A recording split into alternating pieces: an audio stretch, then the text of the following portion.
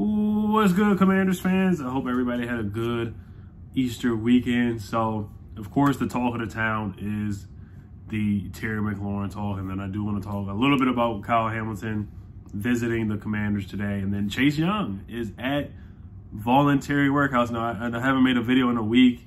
It hasn't really been much going on. It's just been a bunch of visits. Drake London visited, or he's going to visit this week. I do want to talk about him just a little bit, but this one will be a quick video talking about what Adam Schefter tweeted about Terry Mclaurin. So I'll read it out. I know most of you guys have seen it.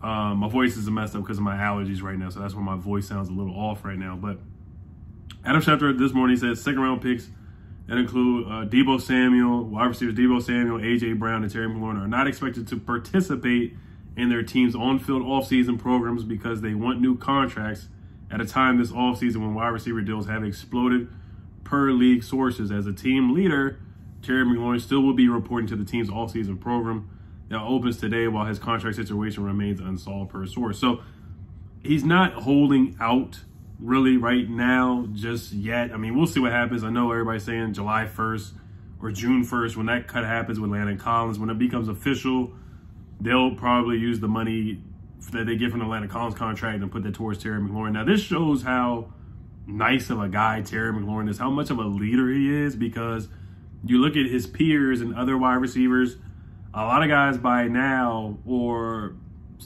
maybe in the next couple weeks, or let's say a month or two go by and a contract decision is not made, or the extension is not made, or an offer is not made by Ron Rivera and the Martys that Terry likes. Deebo Samuel has already taken off everything off his Instagram, off of Twitter.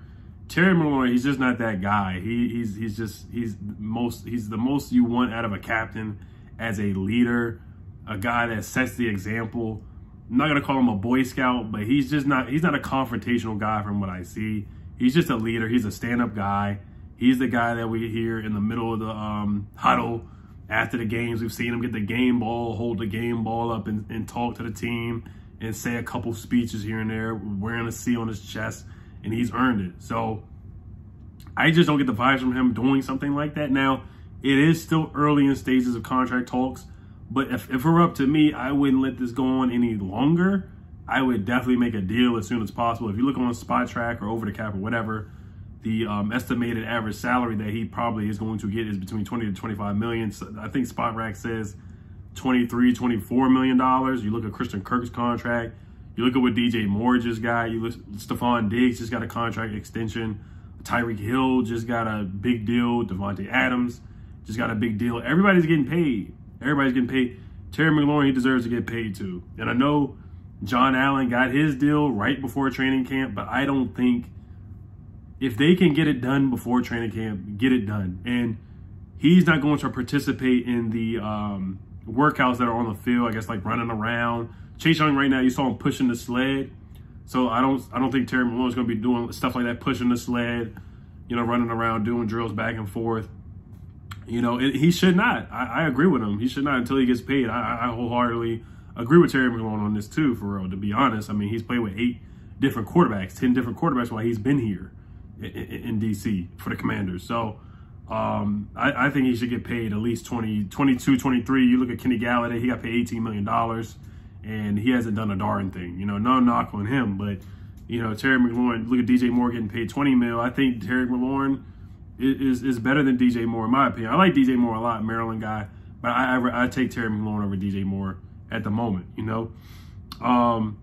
Like I said, him being there as a leader, so he's not gonna do the on-field stuff, but he's gonna be there with his teammates, he's reporting there. Now Deebo Samuel, I don't know if he's gonna report or not. A.J. Brown, we don't know if they're going to report or not, but Adam Schefter knows that Terry Mclaurin is going to be there physically as a leader. So that's good news there. So I'm not going to panic or anything like that, but I do think Ron Rivera should be more urgent and ready to get a deal done. Don't let this go on any more longer. He is the face of the franchise that just had the Commanders thing come out where it's Carson Wentz, Terry, and John, and who else? Chase Young's on the cover or the website or whatever. Terry Mclaurin, he's the face of the franchise. He is the best player on the team. It's between him and John Allen. And I think it's Terry Mclaurin. Let's get this guy some help. Now, let's move to the draft. Kyle Hamilton. Now, Kyle Hamilton, he's legit. He is a beast. He is a beast. You look at his numbers, he's 6'4", 220 pounds. You look at his coverage grade. I mean, this man only allowed a 25.6 career passer rating in coverage his whole career at Notre Dame. That's ridiculous. That's a no-fly zone right there. That's no-fly zone. Third among Power 5 safeties in coverage grade, in his coverage grade since 2019 per PFF, 91.5, 6'4", 220 pounds. Was a little banged up this year. Played in 7 games, but he still had 3 picks in 2021 and didn't play a full season. Still had 3 picks. Freshman year had 4 picks and a pick 6. You see the speed. You know, he ran a 4.5 40, but you watch him play, he's a lot faster than that on tape. You know, you look at him run that one play against Boston College where he just runs from one side of the field all the way to the other side of the field. He gets the interception, then he takes his helmet off. It just shows you how fast he is, how he can cover ground sideline to sideline. He can cover tight ends. Now, well, Washington, what they're looking for is that Buffalo nickel role, and he can definitely fit that perfectly. I see where he can fit that. Landon Collins, you know, we released him. Maybe he could come back. I don't see Landon Collins come back, but there is a possibility that he could come back on a cheaper deal. But Kyle Hamilton would definitely fill in that role, that robber role, covering tight ends, playing in the box. He can play free safety as well. He can play deep post safety. He can play all over the field. That's one thing. I mean, it's not one thing. He can do multiple things. I know the comparison to Isaiah Simmons. I could definitely see that too, where they both just played all over the field. They was playing corner at times, just doing everything on the field.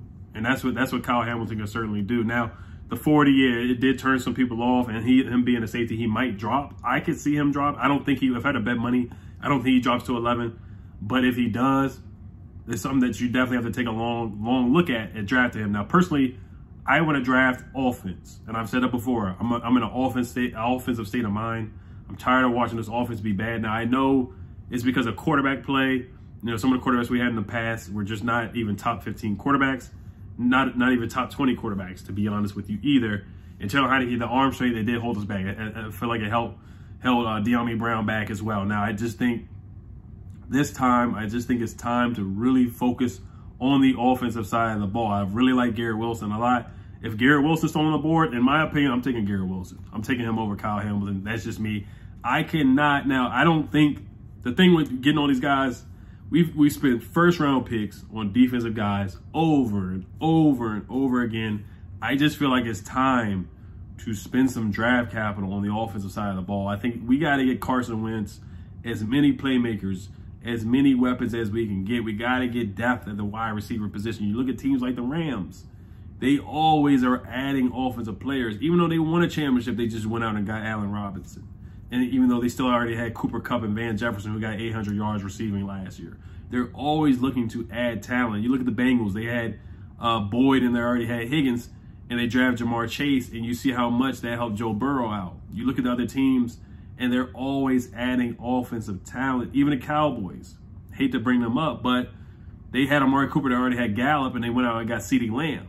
You know, they're always looking to add offensive firepower, and I think it's time for the Commanders to do the same. Let's bring this offense up to par now. We've spent so much draft capital. And, you know, if Sauce is there, Derek Stingley is there, that's fine. I get it. Kyle Hamilton, they can make this defense different. They can bring it to a new level. I just don't want to hear any more excuses. If we get another first-round pick and they don't live up to the hype, then some heads need to roll. Some coaches need to be fired, or Ron has to go. That's just my opinion on it. If they get another first-round pick and Kyle Hamilton, they draft him, drafted Jamin Davis last year. If this defense underachieves, underperforms, which I don't think they will because the quarterback schedule is lesser. But what I'm getting at is that, hey, we spent so much draft capital and money on this defense. William Jackson's getting paid a pretty penny. Kendall Fuller's getting paid pretty well too. And they're still underperforming. It's ridiculous. It makes no sense. So, but I just feel like it's an offensive league right now. You look at other teams, the way they're investing in their offense and their weapons and their playmakers. Ron already said he wants to invest in the offensive line of playmakers. I just think it's time to spend. I like the wide receivers to the point where Garrett Wilson, if he's at 11, I really want Garrett Wilson. That's who I really want. But yeah, Kyle Hamilton, you look at the numbers too, man. 3 picks this year, 34 tackles, 4 pass deflections. I mean, he's a stat sheet stuffer. He can play all over the field. 6'4", 220 pounds, 38-inch vertical. Didn't run fast, but the vertical stands out to me. That's super, super athletic. So it shows off the athleticism, the range, the speed, and all that stuff, the tackling. He can stop the run. You can send him on a blitz too. You've seen him pass deflect when he's blitzing as well. So he would be a good pick at 11. But like I said, I'm just in an offensive state of mind. I think it's time to help Terry McLaurin out. And if things do go awry and get ugly with the contract situation, you would have a wide receiver that you drafted at pick 11 and a Garrett Wilson, where you would have insurance. Just looking ahead, that's just my thoughts on it. But I think it's a 90% chance that Terry McLaurin does come back. I think he does come back. I think he gets signed just like we signed Jonathan Allen to the extension. But I think it should be earlier than training camp, because who knows if he's sitting out, he's not participating in voluntary workouts. But is he going to do the same thing with OTAs? Is he going to do the same thing with mini camp? Is he going to do the same thing with training camp, where he doesn't want to risk injury and he doesn't want to do anything until he gets paid? So I think he's done everything to earn a contract. I think he's earned a contract of $22, $23 million. You look at the market, the money's only going to go up from here. It's not going to get any lower for wide receivers. So that's just my thoughts on it. So, all right, Drake London, quick thought on him. You know, when I watch him play, he does look like a tight end a little bit. I'm not going to lie to you, but I see where he's strong as an ox. He breaks a lot of tackles. He played basketball, so he's got balance of hops too. He does have some dog in him. That is one thing that I do like about Drake London. You see the clip where he like bullies some UCLA corners.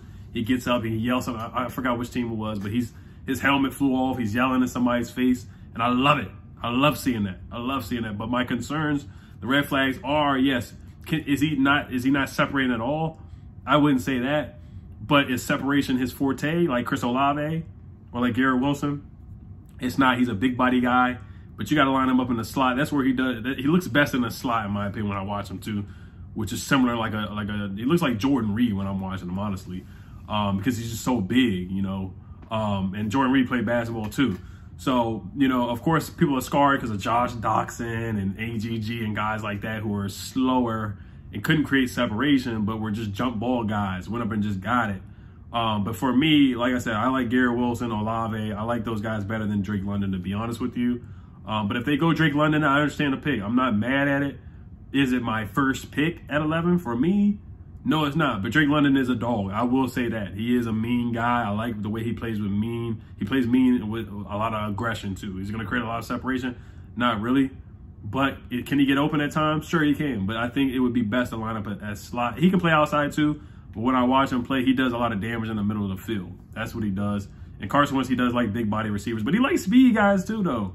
So for people saying, oh, he only likes big guys, he works well with guys who have speed too. Like when he played with Deshaun Jackson, the few games they played together, he lit us up with Deshaun Jackson. That one game where Josh Norman let him run right past him and we were up 17-0. So I think Carson does well with speed guys too. He really does. Travis Fulgham 2 years ago, when Travis Fulgham showed off the speed, he was working well with Travis Fulgham too. So, and so those are my 2 cents on it. So I'm going to start making some more videos pretty frequently because the draft is coming up pretty soon. So, all right, you guys, hail to the Commanders. Like I said, hopefully we get a deal done with Terry soon, but I'm not panicking. I think they will get a deal done. But like I said, I think they do need to push the pedal on it and be a little bit more aggressive. I heard Grant Paulson from 106.7 said that they haven't even made an offer yet. So we'll see what happens. All right, y'all, hail to the Commanders. Peace.